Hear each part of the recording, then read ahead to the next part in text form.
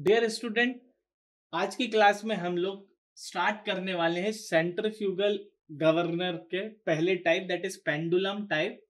और उस pendulum type में वॉट गवर्नर एक ही तरीके का था, तो इसको हेडिंग दे दी गई है पेंडुलम टाइप वॉट गवर्नर। एक ही है, दूसरा वॉट गवर्नर नहीं होता। तो पेंडुलम टाइप वॉट गवर्नर आज की क्लास में हम शुरू करने वाले हैं। पेंडुलम टाइप वॉट गवर्नर, ठीक है। नाउ सेंट्रीफ्यूगल गवर्नर, हमें फोर्सेस को बैलेंस करना है। कौन सी फोर्स? Centrifugal force. किस पर? फ्लाई बॉल्स पे। And it is controlled y equal and opposite radial force, जिसको कंट्रोलिंग फोर्स बोलते हैं। बस इतना ही हमें करना है। दूसरी चीज, ये सेंट्रीफ्यूगल गवर्नर का सिंपलेस्ट फॉर्म है Watt governor, the most simplest form.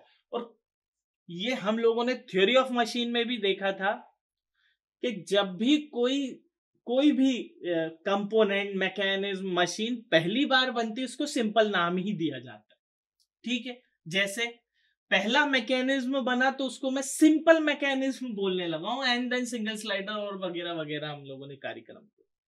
तो यहां पर जो सबसे पहला, that is simplest type of centrifugal governor, जिसको मैं वॉट गवर्नर बोल रहा हूं, ठीक है। अभी मैं इसका डायग्राम भी बनाने वाला हूं। कुछ पॉइंट्स हैं जो हमें ध्यान रखने हैं, तो मैं पहले इसका डायग्राम ड्रॉ कर लेता हूं और आपको समझाते जाता हूं, and then we are going to discuss the point and the mechanism with that. अब हम वो पूरा बड़ा वाला डायग्राम बार बार नहीं बनाएंगे, वो आपको पता है कि स्लीप का मूवमेंट होगा, बॉल्स अंदर आएंगे या बाहर जाएंगे, उसके कारण स्लीप अप एंड डाउन होगा, उसके कारण आपका वेल क्रैंक लीवर वाला मैकेनिज्म से थ्रॉटल वॉल्व ओपन हो जाएगा, क्लोज हो जाएगा। तो अब हम एक लाइन डायग्राम टाइप का बना देते हैं, और जिसमें अपन ये मानते कोई ओपन आर्म्ड और क्रॉस्ड आर्म टाइप का नहीं है, सिंपल सेंटर पे मिल रहा है, ठीक है। तो यही हमें बनाना है पूरी सेकेंड यूनिट में। जब भी प्रॉब्लम आएगा, कुछ आएगा, फटाक से हम जल्दी जल्दी बनाया करेंगे। अभी मैं आपको बना के बताता हूँ। दैट इज, मान लो ये पिवोट पॉइंट है, दिस इज योर एक्सिस। तो ये आपका यहां से स्पिंडल एक्सिस, और ये जो वर्टिकल एक्सिस हो गया उस गवर्नर का हो गया। दिस विल बी योर, जिस पर फ्लाई बॉल्स हैं, ये पहली फ्लाई बॉल्स, दूसरी फ्लाई बॉल, ये आपका स्लीव हो गया, ठीक है। दो भी बन जाते हैं, एक ही बना रहे हैं अपन। ये लिंक्स हैं,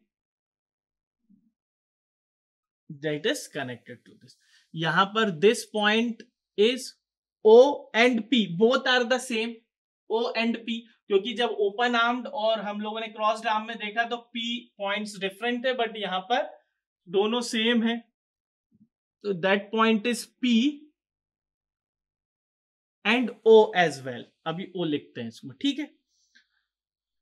फिर उसके बाद दिस इज द रेडियस वगैरह, अभी मैं इस पर आता हूं। तो एक एक पॉइंट को अपन समझते हैं, और इसमें फिर ओपन और अपने क्रॉस आर्म भी अपन इसमें देखने वाले हैं, ठीक है। तो ये बॉल का जो मास है वो है m, ठीक। तो पिवोट पॉइंट हो गया है P। O that is the intersection point, तो O पॉइंट ये हो गया, that will be the intersection point, ठीक है। अब जैसे अगर इसी को मैं ओपन या क्रॉस आर्म में, क्योंकि हम लोग डिटेल में पढ़ रहे हैं इसलिए इसको बना देता हूं। जैसे ये वाला एक एक्सिस हो गया, ठीक है। इसको मैं बना देता हूं सिर्फ ऊपर ही ऊपर वाला। अगर ये यहां पर ही है, दिस टाइप, छोटा बना दिया, हालांकि इसी के पैरेलल में आना चाहिए था, ठीक, इसी की लाइन में आना चाहिए। तो ये यहां पर इंटरसेक्ट कर रहा है, that P, oh sorry, this is O, this is P, this is P। Crossed के केस में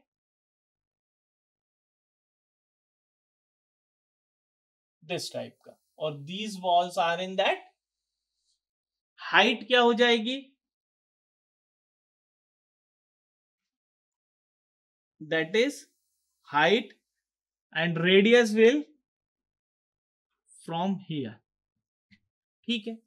अब ये वाला जो पॉइंट है, ये वाली एक्चुअल कंडीशन हो गई। अब मैं वॉट गवर्नर की कंडीशन बना देता हूं। क्या जिसमें आपको दिया जाता है सारी चीजें. This will be your balls, fly balls. This is the axis, और यहीं पर आपकी इंटरसेक्ट कर रही है लिंक जो कि स्लीव से कनेक्टेड है. And this will be the axis of the ball. This is the sleeve. ये वाली condition. This point is P and O. यहां पर एक centrifugal force that is FC act करेगा. इसका जो भी वेट होगा वो डाउनवर्ड एक्ट करेगा. This is the radius R. This is the नीचे तक हाइट H. ठीक है.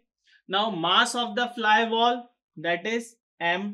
ये हो गया मास ऑफ फ्लाई बॉल. ठीक. तो वेट क्या हो जाएगा W, that is equals to mg. ये क्या हो गया इसका weight. Now T is the tension. T is the tension in the arm. Tension in the arm. ठीक है. और इसकी डायरेक्शन हो गई this will be the tension. उन बॉल के कारण जो भी आर्म में टेंशन आ रही है वो, ये इसकी यूनिट होगी newton. This is also in newton. This is in KG. ठीक है. Mass of the ball omega. Omega को आप मान लो that is the angular velocity of the arm.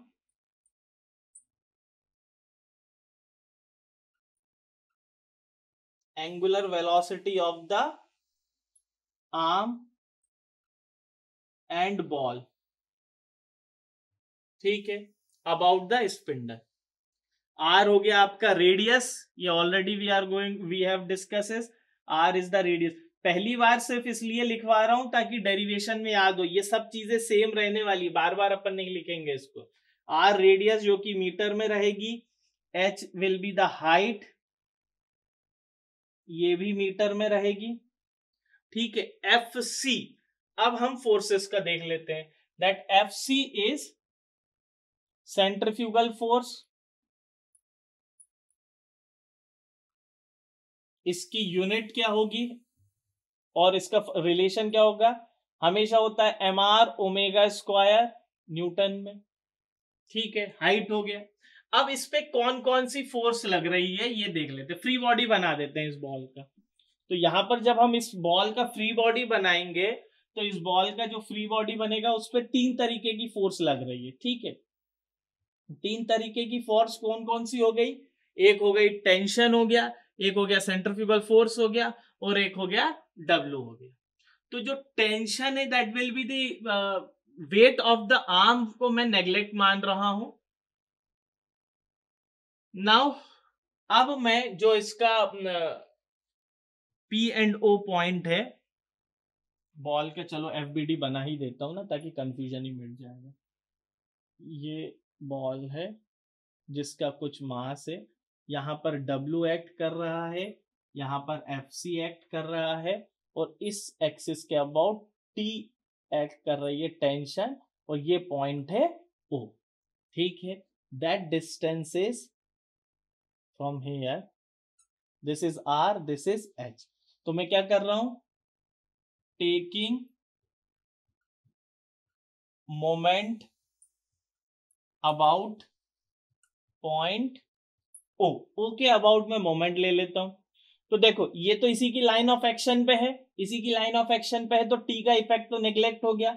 FC into perpendicular distance, इसकी लाइन ऑफ एक्शन और इसकी line of action, इन दोनों के बीच की perpendicular distance H. Then W that is equals to W into इसकी लाइन ऑफ एक्शन, W की line of action ये हो गई, O की लाइन ऑफ एक्शन ये हो गई, इन दोनों के बीच की परपेंडिकुलर डिस्टेंस R. क्यों इक्वल्स लिया, ये देखो W का इस पॉइंट के अबाउट ये वाला मोशन. ठीक है. इस डायरेक्शन में, इस FC का इस O के अबाउट इस डायरेक्शन में, दोनों इक्वल है, अपोजिट है, तो दोनों इक्वल आ गए. ठीक है, now F C is equals to M R omega square into H, W equals to M G into R. Mass और मास चले गए, आर और आर चले गए, तो क्या बचा, ओमेगा स्क्वायर, एच की वैल्यू निकाल लो यहां से, H equals to G upon में ओमेगा स्क्वायर। अगर हाइट ऑफ द गवर्नर पूछा जाए in the form of omega square, ठीक है, ये हो गया। नाउ ओमेगा को आप लिख सकते हो 2 पाई एन बाय 60, 2 पाई एन बाय 60, तो ओमेगा स्क्वायर की जगह पुट किया, जी अपॉन में 2 पाई अपॉन में 60 का whole square into N square. तो जब मैं इसको सॉल्व करूंगा, ये 3600 ऊपर डिवाइडेड बाय 2 पाई का whole square, G is 9.81, so जो एच आएगा that comes out to be 895 upon में N square divide by N square, ठीक है। जी को अगर मैं 9.81 ले रहा हूं, तो जी को अगर मैं 9.81 मीटर पर सेकेंड स्क्वायर ले रहा हूं, तो ये मुझे समझ में आ गया, this is the speed and height relation for the governor. Height very करेगी स्पीड के अकॉर्डिंग, हमें पता चल ही गया है। अब ये होता है कि जैसे N square inversely proportional to N square, जो एच है that is inversely proportional to N square, यानी अगर एन को मैं थोड़ा भी इंक्रीज करूंगा तो एच बहुत कम हो जाएगा, और एच बहुत कम हो गया तो स्लीव का मूवमेंट ही नहीं होगा। तो स्लीव का अगर मूवमेंट नहीं हो रहा है तो इनफेक्टिव हो जाएगा। मान लो मैं दो स्पीड ले रहा हूं, एक ले रहा हूं 60 और एक ले रहा हूं 80, या एक ले रहा हूं 40 या एक ले रहा हूं 80, या एक 40 या 45, या एक 80 या 75, ऐसा छोटे छोटे डिफरेंस ले रहा हूं। बट 80 का स्क्वायर से जब मैं 895 को डिवाइड करूंगा और 70 के स्क्वायर से जब 895 को कर दूंगा, तो दैट स्लीव डिफरेंस का फर्क आ जाएगा, वही है मूवमेंट। तो स्मॉल चेंज इन स्पीड के लिए ठीक है, अदरवाइज जब h है corresponding to small change in speed, around higher speed पे h बहुत कम हो जाएगा, इनइफेक्टिव हो जाएगा आपका वॉट गवर्नर। तो this governor only work satisfactory at relatively low speed, ये रिलेटिवली लो स्पीड पे काम करता है Watt governor, around 60 to 80 RPM, उसके बाद इनइफेक्टिव हो जाता है, ठीक है। So this is basically all the pendulum type of Watt governor. Thank you.